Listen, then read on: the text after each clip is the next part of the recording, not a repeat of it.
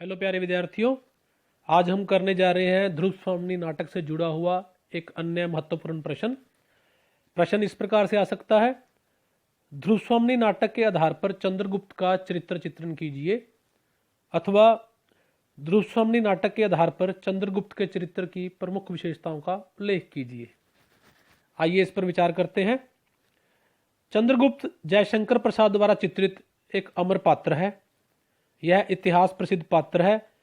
यह सम्राट समुद्रगुप्त का द्वितीय पुत्र है। नाटक में इसका प्रमुख स्थान है। यह नायक के पद को सुशोभित करता हुआ दिखाई देता है। प्रस्तुत नाटक के पुरुष पात्रों में इसका व्यक्तित्व सर्वाधिक आकर्षक है।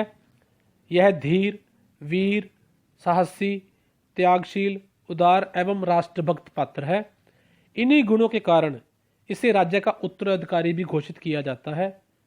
आइए निम्न से इसके चरित्र की विशेषताओं पर विचार करते हैं। सबसे पहला पॉइंट हमारे पास आएगा, सरल एवं सुंदर व्यक्तित्व। चंद्रगुप्त अत्यंत सरल एवं सुंदर व्यक्तित्व वाला युवा कुमार है। उसके मन में छल कपट नहीं है। वह कूटनीति में विश्वास नहीं रखता। उसका सौम्य एवं सरल व्यवहार ही उसकी निधि है। उसके इस व्यवहार एवं व्यक्तित्व को देखकर ध्रुव स्वामी उसके प्रति आरंभ से ही आकृष्ट है, किंतु वह विवश है और उसका विवाह रामगुप्त से हो जाता है। फिर भी वह अपने हृदय में चंद्रगुप्त के प्रियदर्शी व्यक्तित्व की छवि बनाए रखती है। वह खड्गधारणी दासी से कहती है, कुमार की संदिग्ध सरल और सुंदर मूर्ति को देखकर कोई भी प्रेम से पुलकित हो सकता है। तो यह शब्द अपने आप में चंद्रगुप्त के व्यक्तित्व की पहचान करताते हुए हमें प्रतीत होते हैं। अगला पॉइंट है हमारे पास जी, वंश मर्यादा का प्रतिपालक। चंद्रगुप्त की रग रग में गुप्त वंश का उज्जवल रक्त प्रवाहित हो रहा है। वह वंश मर्यादा के लिए बड़े से बड़ा त्याग करने के लिए तत्पर रहता है। कुल मर्यादा की रक्षा के लिए वह अपने बड़े भाई रामगुप्त के छलपूर्वक राजा बनने का विरोध नहीं करता।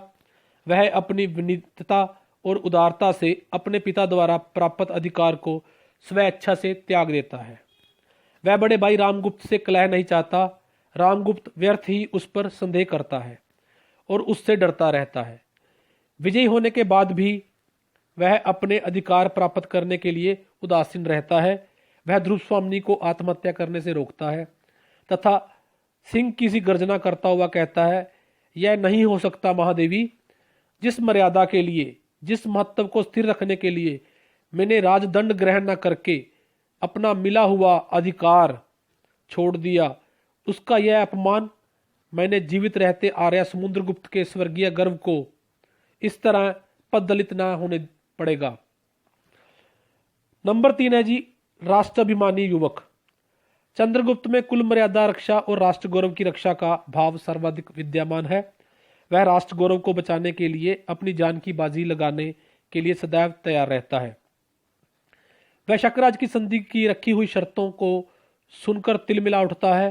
वह बिना किसी हिचकिचाहट के ध्रुव स्वामी का वेश बनाकर शकराज के पास जाने के लिए तत्पर हो जाता है। वहां जाकर शकराज को मौत के घाट उतारकर अपने राष्ट्र के गौरव और नारी लाज को बचाता है। चंद्रगुप्त अपने भाई रामगुप्त द्वारा बिना किसी कारण बंदी बना लिए जाने पर अपनी लोह श्रृंखलाओं को तोड़कर शेर की भांति गर्जना करता है। उस समय रामगुप्त और उसके सैनिक डर के मारे कांप उठते हैं। कूटनीतिज्ञ शिखर स्वामी भी उससे डरकर रामगुप्त का साथ छोड़कर उसके पक्ष में आ जाता है। नंबर 4 है जी, अंतर्द्वंद से ग्रस्त।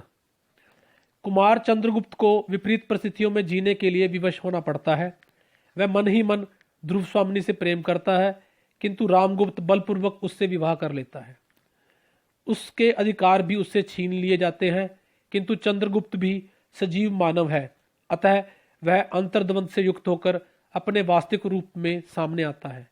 वह मन ही मन सोचता है, मैं पुरुष हूं नहीं, मैं अपनी आंखों से अपना वैभव और अधिकार दूसरों को अन्याय से छीनता देख रहा हूं और मेरी वाग्दत्ता पत्नी मेरे ही अनुत्साह से आज मेरी नहीं रही। नहीं, यह शील का कपट है, मोह और प्रवंचना है। मैं जो हूं वही तो नहीं स्पष्ट रूप से प्रकट कर सका। यह कैसी विडंबना है। विनय के आवरण में मेरी कायरता अपने को अब कब तक छिपा सकेगी। ये उसका जो आत्मगालीनता है, ये उसके अंतर्द्वंद को स्पष्ट करती हुई दिखाई देती है। नंबर 5 है जी, क्रांति का उद्घोषक। आरंभ में वह सरल, सौम्य एवं विनम्रता की मूर्ति बना हुआ था। वह अपने बड़े भाई का आदर करता है और इसी प्रतिष्ठा हेतु वह अपने समस्त अधिकार त्याग देता है, यहाँ तक कि वह अपनी वाग्दत्ता को भी छोड़ देता है। किंतु जब रामगुप्त की नीचता के कारण राष्ट्र गौरव को ठेस पहुंचने लगती है तो वह यह सहन नहीं कर सकता और वह ध्रुव स्वामी को शक्रराज के पास उपहार रूप में नहीं देने देता तथा शक्रराज की मौत की नींद सुलाकर रामगुप्त द्वारा पहनाई गई लोह श्रृंखलाओं को तोड़कर उसके विरुद्ध क्रांति का उद्घोष कर देता है और अंततः अपने अधिकारों को प्राप्त कर राजगद्दी पर सुशोभित हो जाता है। अगला पॉइंट है जी, नारी सम्मान का रक्षक।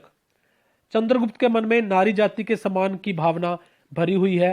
वह केवल ध्रुव स्वामी की आत्महत्या करने से ही नहीं रोकता और बल्कि अपने प्रणय को इसकार मूर्ति ही नहीं मानता, अपितु उसे अपने साथ शक्रराज के दुर्ग में भेजे जाने का कड़ा विरोध भी करता है। इसके लिए वह रामगुप्त और शिखर स्वामी को कायर और प्रवंचक कहकर प्रताड़ना भी करता है। नारी सम्मान की रक्षा हेतु वह स्वयं ध्रुव स्वामी का वेश धारण करके शक्रराज के दुर्ग में जा पहुंचता है और उसको युद्ध करके उसे मार के ध्रुव स्वामी की लाज की रक्षा करता है। नंबर 7 है जी, कर्तव्यनिष्ठ। चंद्रगुप्त की रग रग में कर्तव्य पालन की भावना भरी हुई है, इसलिए यह पूरे साहस और शक्ति के साथ कर्तव्यों का पालन करता है। उसके सामने मुख्यतः 2 कर्तव्य हैं, गुप्त वंश की कुलवधु के सम्मान की रक्षा तथा गुप्त साम्राज्य के गौरव को बढ़ाना। अपने प्रथम कर्तव्य की पूर्ति हेतु वह ध्रुव स्वामी के वेश में शक्रराज के दुर्ग में जाकर उसका काम तमाम करता है। वहीं उसे ललकारता हुआ कहता है, मैं हूं चंद्रगुप्त, तुम्हारा काल, मैं अकेला आया हूं तुम्हारी परीक्षा लेने, सावधान। यही नहीं, वह इसी के साथ साथ अपने वंश की परंपरा का भी निर्वाह करता हुआ उसकी रक्षा करता हुआ दिखाई देता है। नंबर 8 है जी, सौंदर्य का उपासक। ऊपरी तौर पर देखने पर ऐसा प्रतीत होता है कि चंद्रगुप्त के जीवन में निराशा व्याप्त हो गई है। वह अपनी वाग्दत्ता को सहर्ष अपने भाई रामगुप्त की पत्नी बना देता है, किंतु वास्तविकता यह है कि वह उसके अनुपम सौंदर्य का उपासक है। उसके मन में ध्रुव स्वामी के प्रति नैसर्गिक आकर्षण है। उसके हृदय में उसकी अत्यधिक प्रतिष्ठा है तथा वह उसे अपने कुल का गौरव मानता है। वह आवेश में आकर सबके सामने कह उठता है, और भी एक बात है मेरे हृदय में, अंधकार में प्रथम किरण सी आकर जिसने अज्ञात भाव से अपने मधुर आलोक ढाल दिया है, उसको ही मैंने केवल इसलिए भूलने का प्रयत्न किया। यह कहकर वह अपने मौन प्रणय को व्यक्त ना करके चुपचाप हो जाकर अपनी ही जो वंश है उसकी परंपरा का निर्वाह करता हुआ दिखाई देता है, लेकिन यहाँ उसका सौंदर्य का उपासक के रूप में जो चित्रण है वो भी दिखाई देता है। नंबर 9 है जी, शील और विनम्रता युक्त पात्र।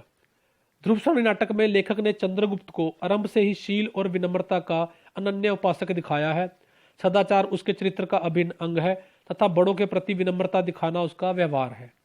इसलिए वह अपने ज्येष्ठ भ्राता को अपने उत्तराधिकार के साथ साथ अपनी वाग्दत्ता भी सौंप देता है, किंतु अपने भाई के कुकर्मों और अत्याचारों के विरुद्ध क्रांति करके भी वह इसका निरादर नहीं करता, उसकी प्रतिष्ठा में बुरे शब्द नहीं कहता। किंतु रामगुप्त उसे बिना किसी दोष के अपने सैनिकों द्वारा बंदी बनाने हेतु लोह की श्रृंखलाओं में बंधवा देता है, उसे कुचक्र करने वाला बताता है तथा पुरोहित और ध्रुव स्वामी को भी बंदी बनाने का आदेश देता है। उस समय वह शील एवं विनय का उपासक लोह श्रृंखलाओं को तोड़ डालता है, किंतु अपने बड़े भाई के लिए कोई बुरा शब्द प्रयोग नहीं करता, अपितु शिखर स्वामी से कहता है, तुम अपने राजा को लेकर इस दुर्ग से सुकुशल बाहर चले जाओ। उपयुक्त संपूर्ण विवेचन के आधार पर हम कह सकते हैं चंद्रगुप्त का चरित्र महान गुणों से संपन्न है। वह सच्चा राष्ट्रभक्त और राष्ट्र सेवक है। उसके चरित्र का विकास सहज एवं स्वाभाविक बन पड़ा है। वह सरल हृदय, विनम्रता युक्त होते हुए भी विषम परिस्थितियों के कारण क्रांतिकारी बन जाता है, जो अत्यंत स्वाभाविक प्रतीत होता है। उसकी क्रांति नारी मर्यादा की रक्षा तथा राष्ट्र गौरव की प्रतिष्ठा को बढ़ाती हुई दिखाई देती है। धन्यवाद विद्यार्थियों।